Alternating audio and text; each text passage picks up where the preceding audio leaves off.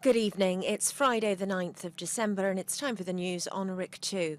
French President François Hollande arrived in Cyprus late in the afternoon and is having talks with President Anastasiades, which will continue at a working dinner. Anastasiades welcomed Hollande at a ceremony held at the presidential palace. They were scheduled for talks with the press before meeting again at the dinner. The Cyprus problem and efforts to solve it will have a central place in the talks, which will also cover bilateral relations, regional issues, and the fight against terrorism. France has been reported to be willing to take part in the multi-party conference on Cyprus to be held on January the 12th in Geneva. Hollande today visited the French aircraft carrier Charles de Gaulle, currently deployed in the eastern Mediterranean. The Charles de Gaulle is the only European aircraft carrier involved in Operation Inherent Resolve against ISIS. In view of Hollande's visit, police implemented strict security measures, closing some streets to the general public, both in Larnaca and in Nicosia. United Nations emissary on Cyprus, Espanbarth Ida, has said that there will not be a solution to the Cyprus problem without changes to the current system of guarantees. In remarks during his second part of an interview to our television station beamed last night, Ida also said that changes are needed in relation to the presence of foreign troops in Cyprus. Under the 1960 Treaty of Establishment, Greece, Turkey and Britain were accorded guarantee rights, and Greece and Turkey were allowed to station military detachments in Cyprus. Ida said it is possible to find an acceptable arrangement which will gap the differences of the two sides, with the Greek side insisting on the immediate abrogation of guarantee rights and the stationing of troops, and with Turkey insisting on preserving the current system of security arrangements. He said both Greece and Turkey do not want the negotiations to fail and are stating that they are willing to work to overcome their differences as the solution of the Cyprus problem favours their geostrategic ambitions. Turkish Cypriot leader Mustafa Kemal said that representatives of the political parties can travel with him to Geneva if they so wish, for what is expected to be the last stage of the negotiations for a Cyprus solution. The negotiations will be held from January the 9th to the 11th, with an international conference held on the 12th. He said it is important to avoid prejudices and premature conclusions for the negotiations to succeed. When asked how long it will take for the Turkish Cypriot side to adjust to the European acquis, Akinci said that if there is a successful outcome in Geneva, it will take a period of 5 to 6 months before separate plebiscites take place for the approval of a solution.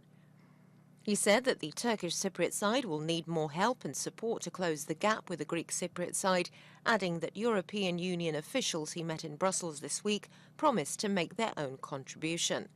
Anastasiades and Akinci will meet on Tuesday for the first time since they agreed to restart negotiations last Monday.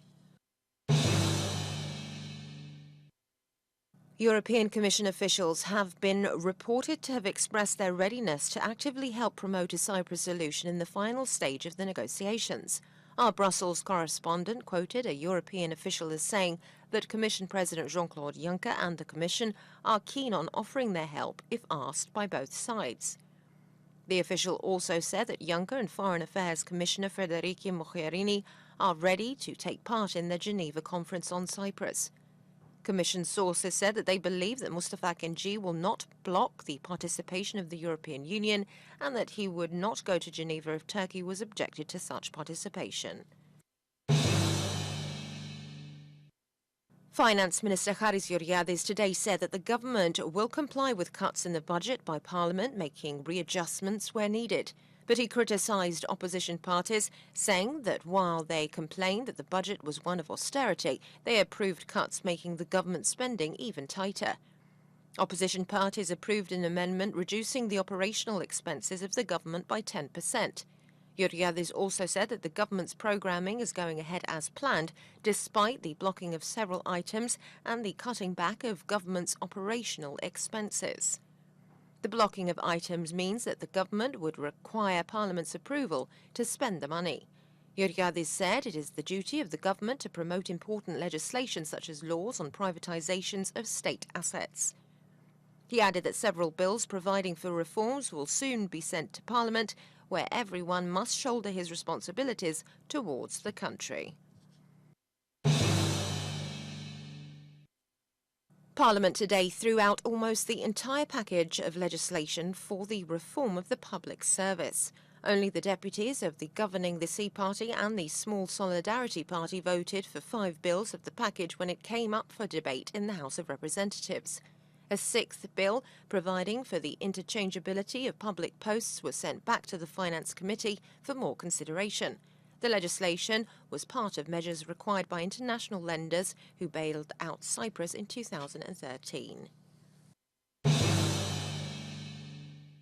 A Greek court has ruled against the extradition of a further 2 of 8 Turkish soldiers who fled to Greece in a helicopter in July after a failed military coup against the Ankara government. The verdict, the third this week in the case, brings the total number of soldiers who will not be extradited to 5, though the Greek judges have ruled that the 3 others must be sent back to Turkey. The soldiers issued a statement through their lawyers expressing their gratification for the decision. The months-long case has exposed often strained relations between Athens and Ankara, with Turkish Foreign Minister Mevlut Cavusoglu demanding the immediate extradition of all 8 soldiers.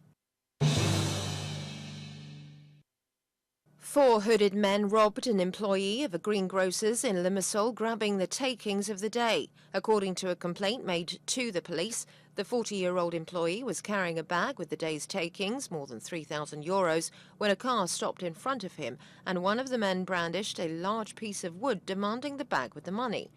A police statement said the man dropped the money to the ground and retreated to his car, while the perpetrators, having taken the bag with the money, fled the scene at high speed. Investigators collected evidence from the scene of the robbery and are continuing investigations. And now a look at tomorrow's weather. Clear periods will alternate with cloud cover. Winds will be light to moderate southwesterly to northwesterly, a force 3 to 4. The sea will be slight.